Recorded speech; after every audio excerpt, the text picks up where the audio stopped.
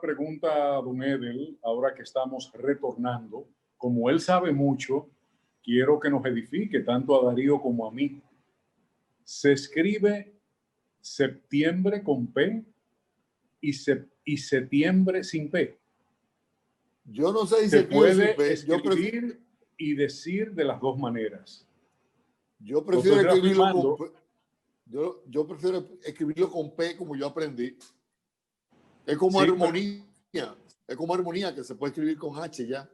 Sí, pero también sí. ¿Cómo es? Armonía, con H. Con H se puede escribir también. Pero emergencia con H no. Mire, pero septiembre y septiembre. Sí, es válido de las dos maneras.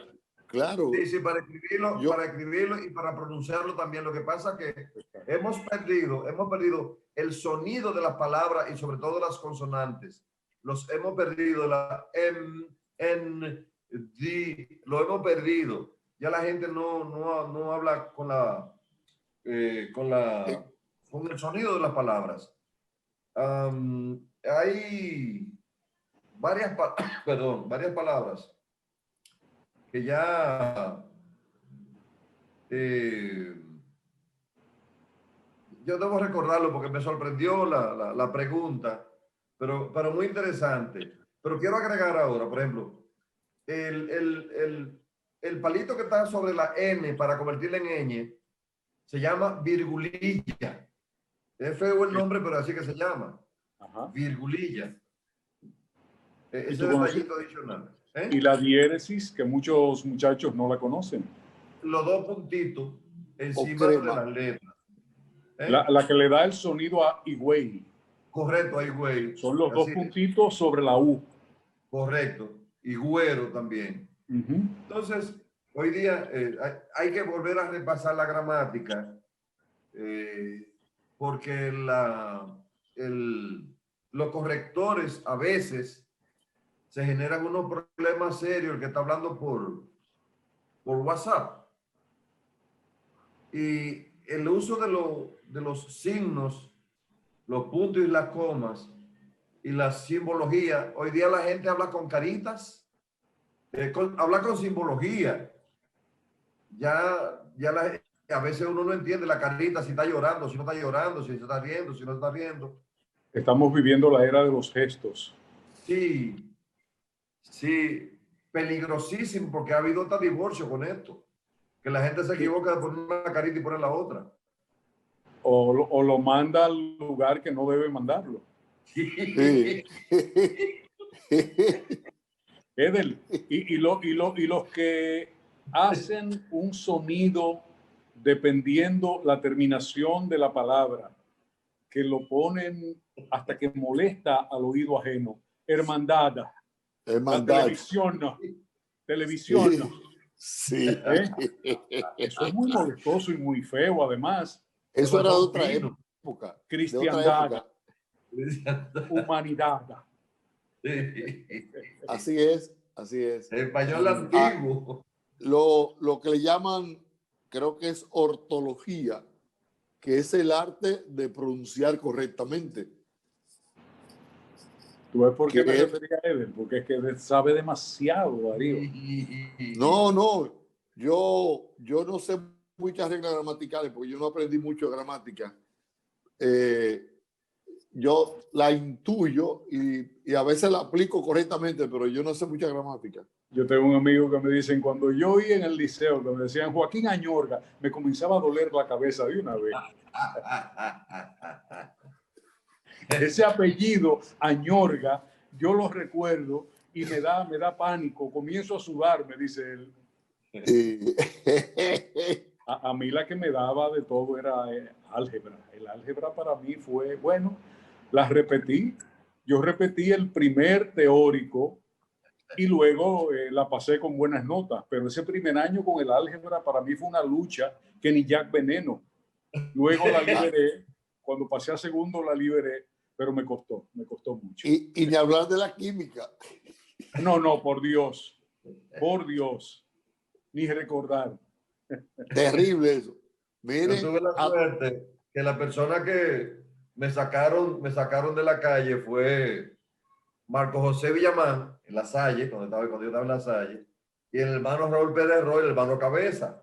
Imagínese usted, esta gente con esta sabiduría, santiaguero por demás, que en la escritura, el que no escribía como Marco Villamán, tenía problemas pero graves, porque Marco Villamán era un matemático por naturaleza. Ese padre Cabeza que tú mencionas fue quien dirigió Radio Santa María muchos años. Claro, claro, el hermano Cabeza.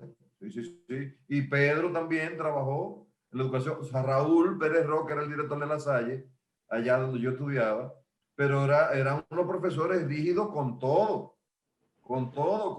la moral y cívica, por ejemplo. Aquí no te podía propasar con una muchachita ya en la escuela. No, espérate. El que se equivocaba con una niña tenía el problema de ir para la calle o ir por un castigo. Cuidado con eso. Un compañerito mío, Darío, en una ocasión se puso un espejito en la punta del zapato. Las muchachas usaban falda, ¿verdad? Y él fue y le puso conversación y le plantó el pie con el espejito y lo descubrieron. Lo botaron de la escuela. Nosotros estábamos en Simón Bolívar. Y había una separación clasista. Llevaron una joven de Gasco a dar clase y la niña se ha sentado sobre el escritorio. Tiene una faldita de esa de jean. Bueno, José Guillermo, terminaron votándonos los 45 del curso. ¡Wow! ¿Cuánto malicioso? 45.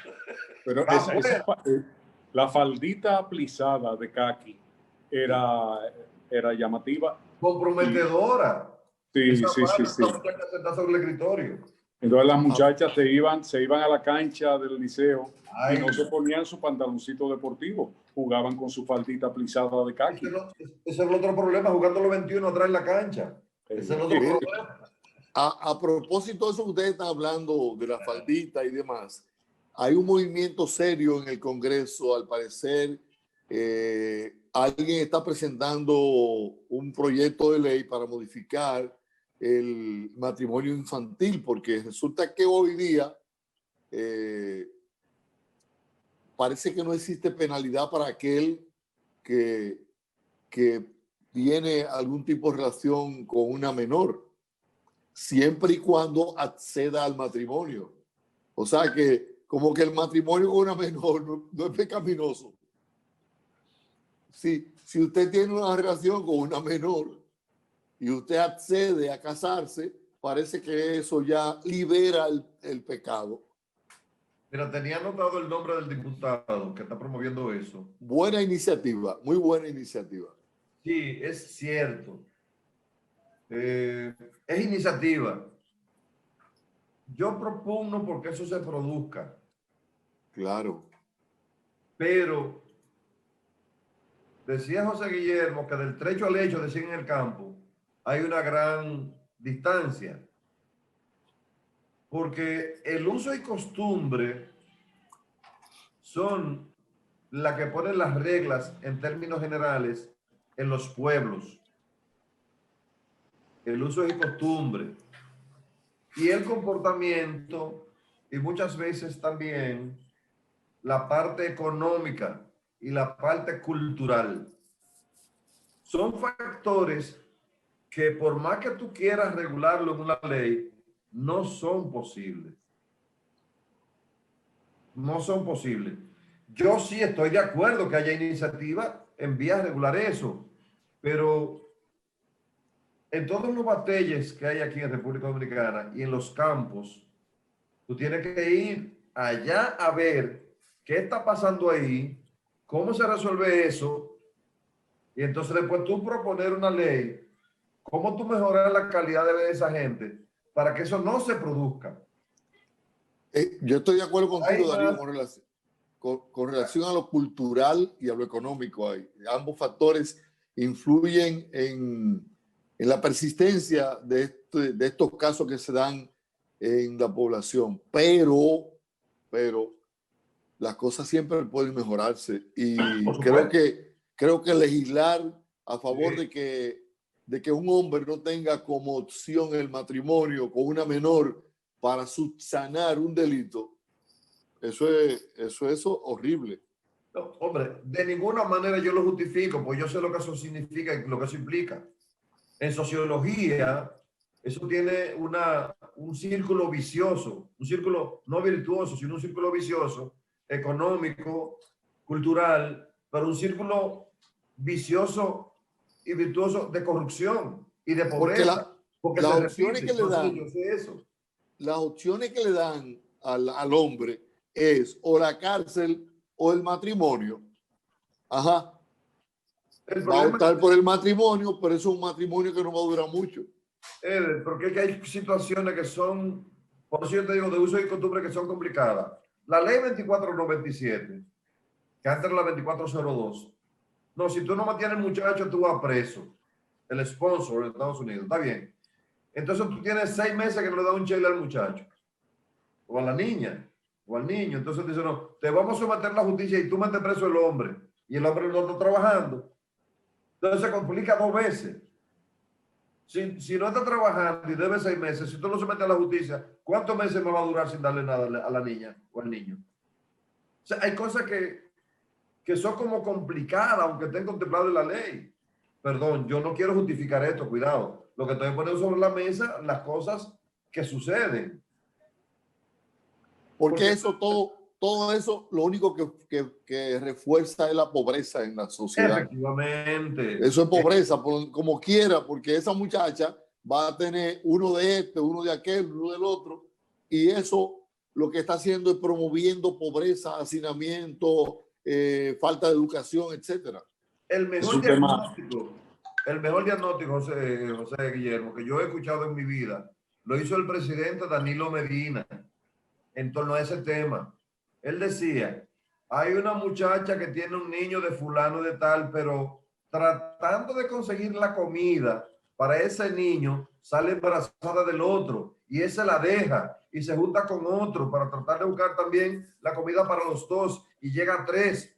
Y así se va multiplicando todo aquello. Y entonces resulta que tú tienes una señora, una muchacha de 30, 32 años, con 5 muchachos y no aparece nadie que responda por esos muchachos. 5 muchachos de padres diferentes. Exactamente. Entonces, es una situación complicada y es por eso que yo recuerdo que él decía y puso un énfasis en la construcción de las aldeas infantiles y puso un énfasis también en la protección de la madre soltera y puso un énfasis también en la protección de los niños. Por eso el INAIPI y por eso las otras casas de acogida de esos niños, por ejemplo.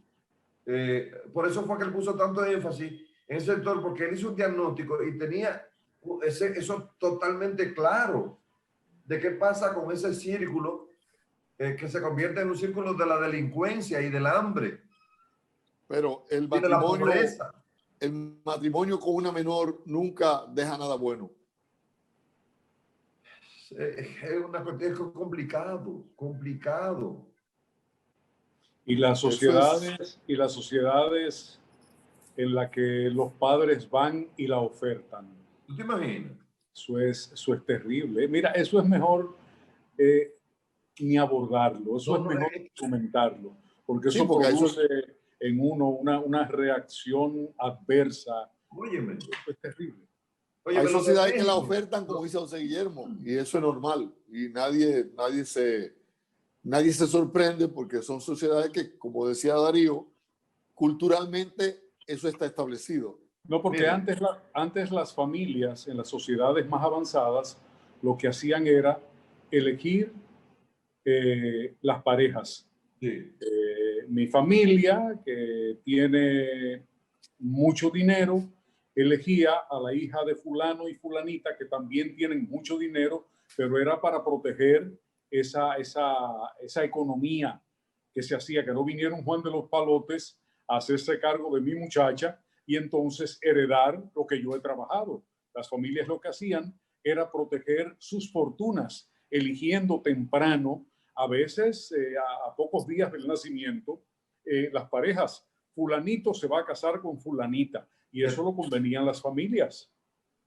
Oye, José Guillermo, yo conozco la situación de Centroamérica, conozco la situación, sí, conozco la situación de Venezuela, por ejemplo. Pero en México, a pesar de que no he ido, he visto los informes y he estudiado la sociedad mexicana. Lo de México es patético, José Guillermo. Las madres toman a las niñas por las manos y se las llevan. Ese es su marido. En Venezuela lo propio, en el sector donde le dicen los gochos, en la frontera con Colombia, porque en Colombia ya ahí eso es ya la de nunca acabar, como dicen.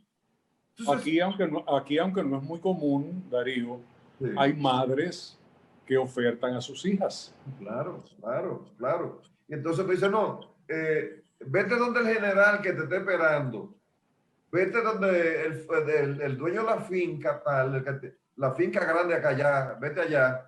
El mayoral. ¿Eh? El mayoral. Correcto, así es. Así es. Entonces, son situaciones, por eso yo digo, son situaciones complicadas. Yo escribí una obra que se llama Crónica de un adolescente.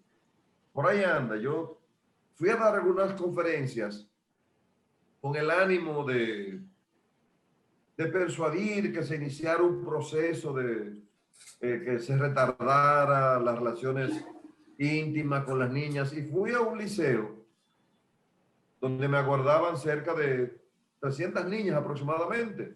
Yo iba todo orgulloso con mi libro, Crónica de un adolescente, porque ahí yo cuento la historia de eso que se está presentando ahora, que es un tema viejísimo, pero que resulta que ese tema da mucho dinero para las ONG que viven de ese tema, porque abordan el tema desde distintos puntos de vista y entonces establecen cifras y presentan en la televisión dramas para ilustrarlo y así hacer su presupuesto y mandarlo hacia el exterior, donde se le proveen los fondos. Entonces ese tema es cíclico.